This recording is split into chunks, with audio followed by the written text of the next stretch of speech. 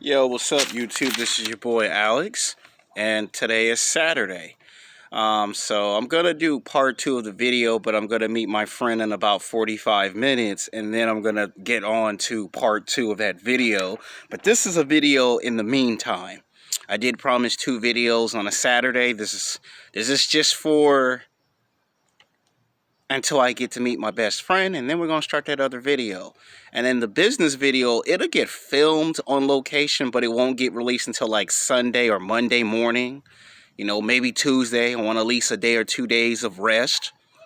One of the biggest mistakes I made in doing a lot of YouTube videos last year is that I made anywhere between like 5 to like 7, maybe sometimes 8 videos in 1 week.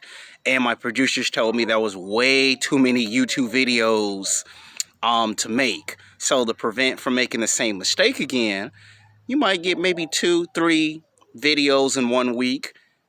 The only time you should get 4 videos on one channel or on multiple channels, if for some reason I want to space out the videos so it don't seem like all the videos are just on one channel. Because sometimes people only go to one YouTube channel or 2 channels, and sometimes they may not even want to go back to that other channel. So sometimes I might space out the videos to prevent you from getting tired and exhausted of watching one channel and then going, why can't you just put it on the other channel so I don't have to go to that other channel? You're going to go to all the channels, but you don't want to see too many videos on one channel. It gets exhausting. This one's going to be called Sex Game, Hot Sexy Women in Television Part 1. Yes, this video is for women and for men. Both can watch this video, young or old, black or white, women and men, male or female, both can watch this video. It's open to everyone, okay?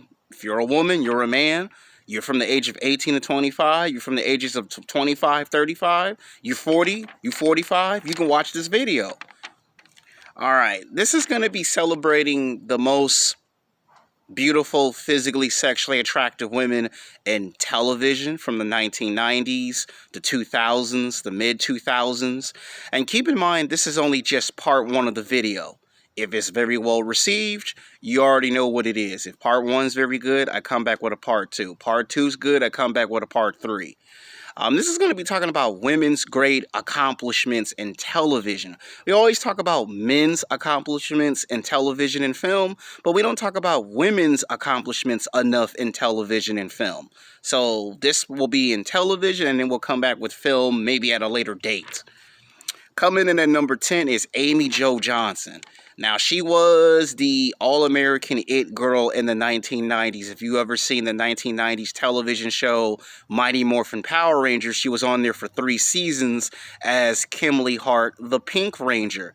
Now, almost every girl that I went to school with and at work, still to this very day, when they talk about Power Rangers, they always say that she's their top favorite Power Ranger. Like, if you were a guy, you would always say Zach the Black Ranger, Billy the Blue Ranger, because Billy was highly intellectual. Zach he had the dance moves, and he could do martial arts. And Tommy the Green Power Ranger was the leader, and Jason was the Red Power Ranger. And then between Trini the Yellow Ranger and Kimberly the Pink Ranger, she was the most recognizable Power Ranger. You know, she got to be on TV for like 3 or 4 seasons. She got to be in 3 movies, Mighty Morphin Power Rangers, a Turbo movie, and the 2017 reboot. And she didn't just show up in television. She also spun off a career outside of Power Rangers. Like most actors, after they've done acting for 5 or 10 years, their career's finished. But Amy Jo Johnson, like a real true Power Ranger, she succeeded where most actors and actresses failed. Like, she spun it off a film career. You know, she was on multiple television shows. Like, she appeared on Felicity in the 1990s. She appeared on 3 other television shows. Then, of course, there was that romance movie from Lifetime. And then she spun off like 3 or 4 soundtracks. Like, nobody knew she could sing. Like, this woman could sing, she could dance. She was a triple threat. And she also popped up in some magazines, and a lot of those magazines would sell out as soon as they found out this was the Pink Power Ranger.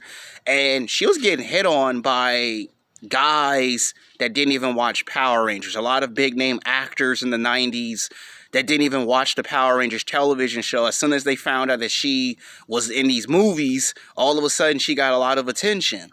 And she even has her own YouTube channel. To this very day, she has her own YouTube channel. I think like 100 million views, 100 million subscribers. She got like 2 YouTube channels. And I remember she did a singing duet like 5 or 6 years ago. Jason David Frank told her that if she lost the bet, she had to find a Power Ranger uniform and perform in front of millions of people at Comic-Con. And she did it. And her YouTube channel blew up to like almost 10 or 15 million views. So she is a very interesting Power Ranger.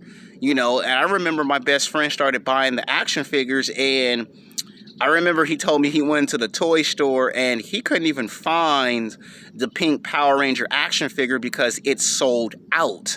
A lot of women started taking martial art classes. A lot of women started doing gymnastics because they saw Kimberly the pink Power Ranger do it. And plus, I have a crush on the Pink Ranger. I find her very physically, sexually attractive. I mean, one of the best parts of the Power Rangers television show is that she and Tommy were like the Angel and Buffy the Vampire Slayer. Like, before there was Angel and Buffy romance on television, there was the Green Power Ranger and the Pink Power Ranger romance. So just imagine if they did a superpower beatdown or death battle between the Green Power Ranger, the Pink Power Ranger versus Angel, and Buffy the Vampire Slayer. They like to do all these romances on television, and to me, they had by far the best romance on television.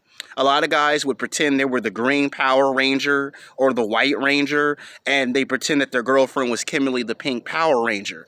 See, like in the 1990s, you had like at least 50 to 100 women who dressed up as Kimberly the Pink Power Ranger. So we'll always remember Amy Jo Johnson as Kimberly Hart, the Pink Power Ranger from Mighty Morphin Power Rangers.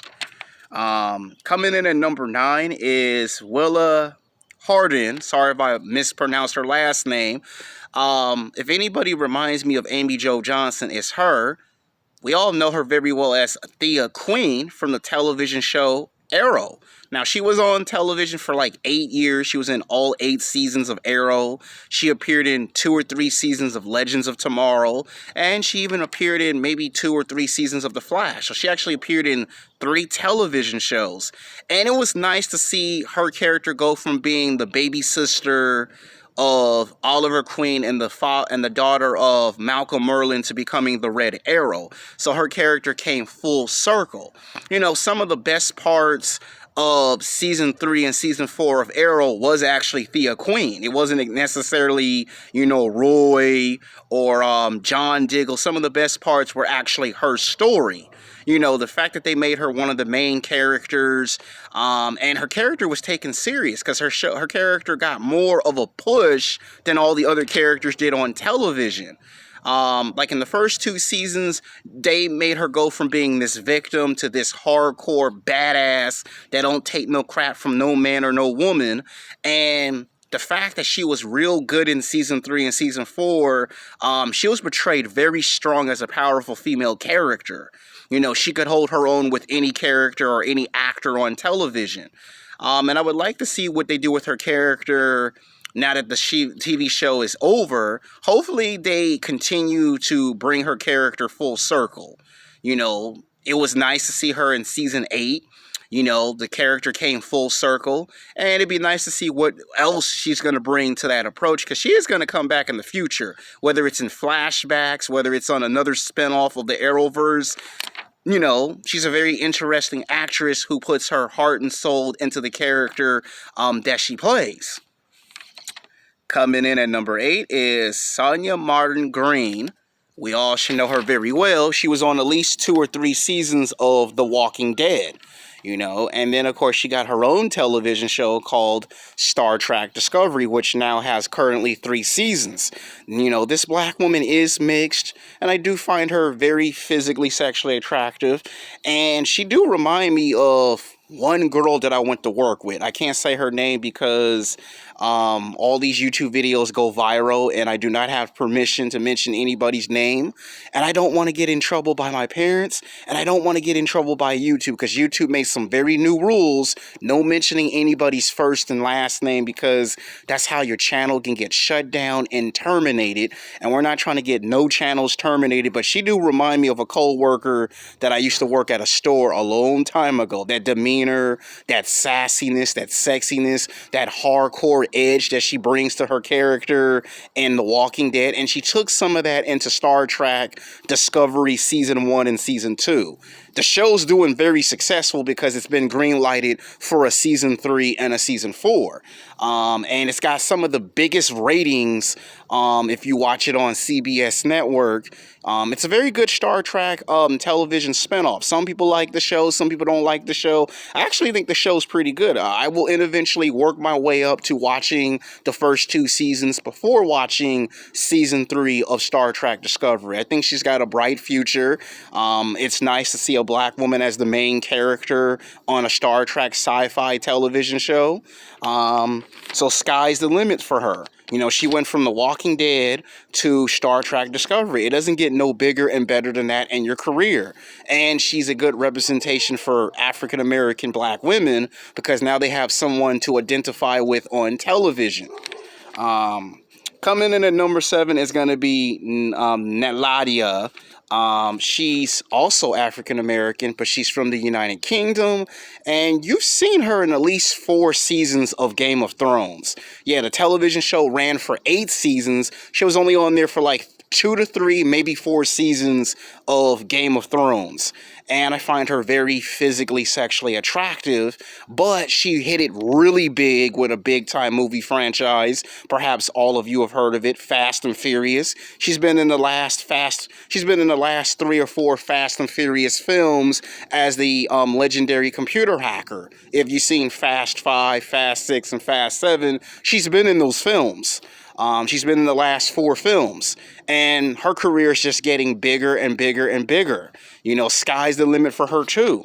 You know, her talent or her ability to act on camera with anyone is impressive. But she did start off on television from Game of Thrones, and outside of Game of Thrones, she just became a bigger star.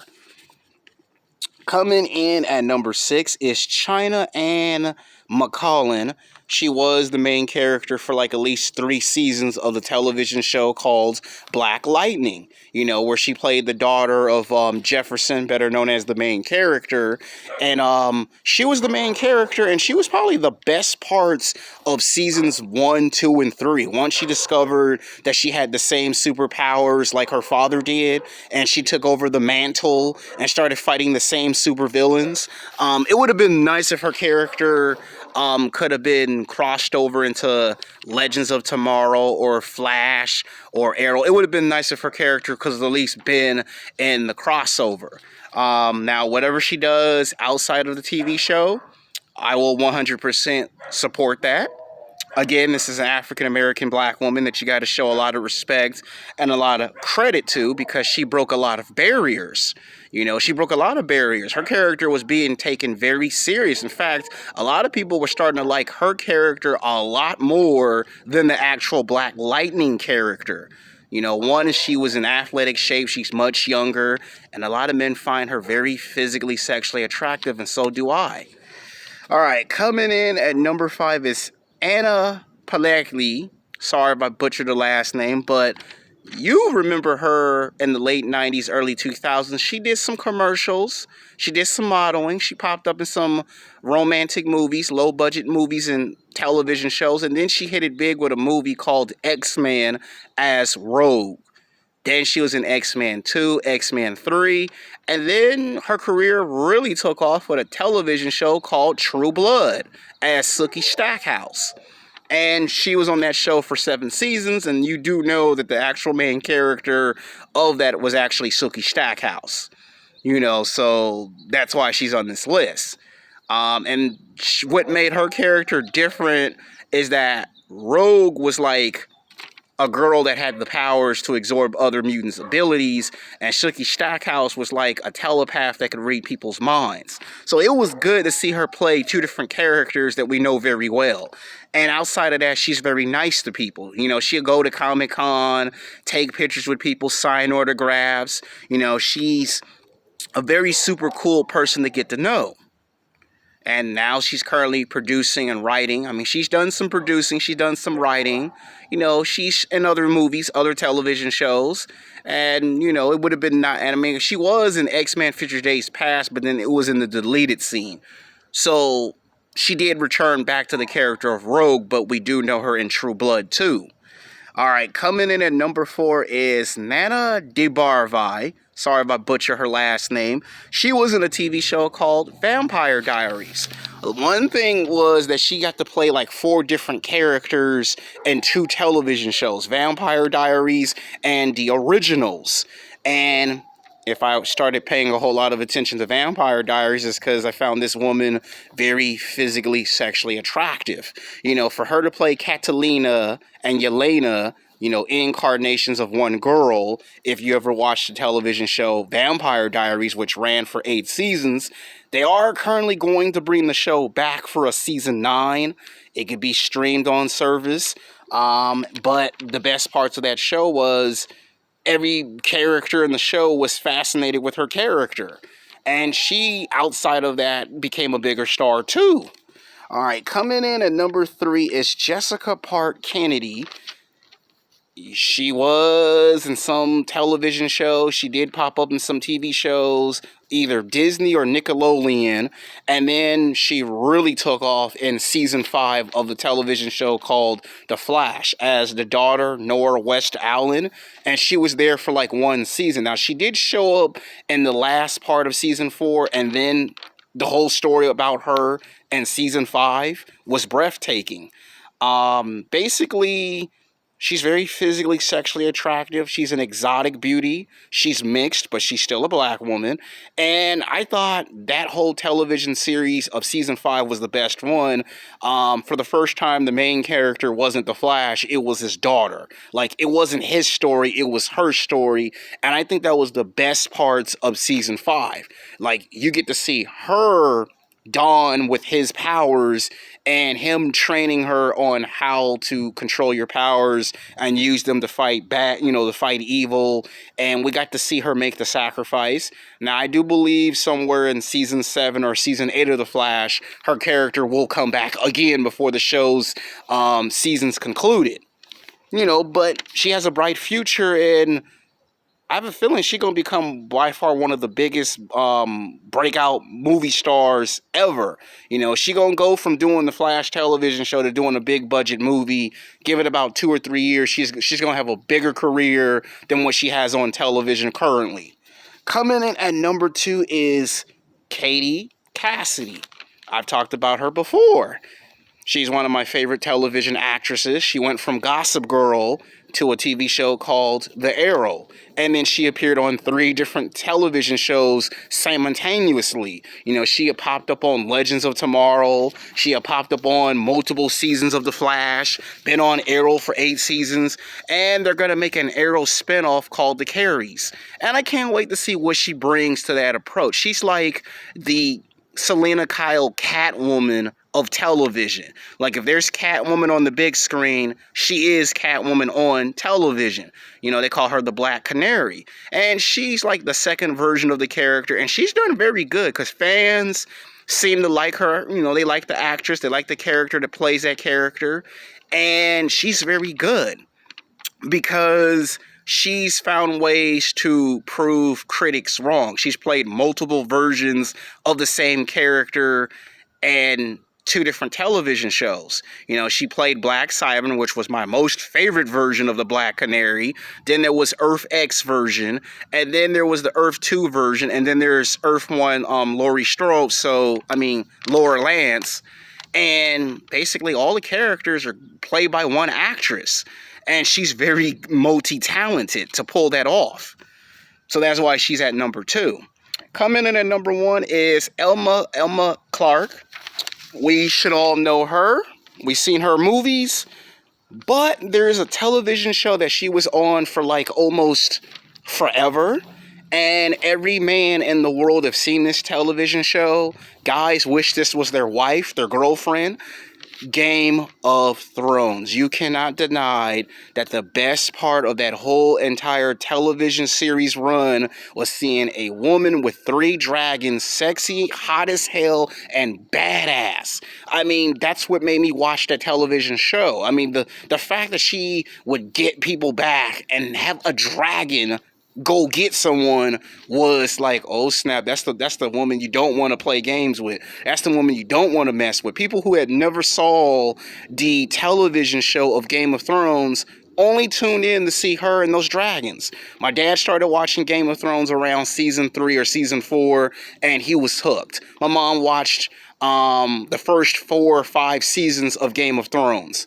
I stopped watching Game of Thrones by season 4 because there were too many television shows for me to watch. But when they brought her character in to take over the kingdom and she had the dragons, oh, that was badass. I mean, a woman with some dragons, that's sexy, that's hot. And everybody likes the actress that plays this character. We all hate season 8. That we can agree. We all hate season 8. They're making a spinoff. But you can't deny the best thing about Game of Thrones is a woman like that with the dragons and it's hot as hell. And these are my 10 picks of the sexiest women in television, part 1. Now, if it's very well received, I'll come back and make a part 2 and a part 3. Until then, peace.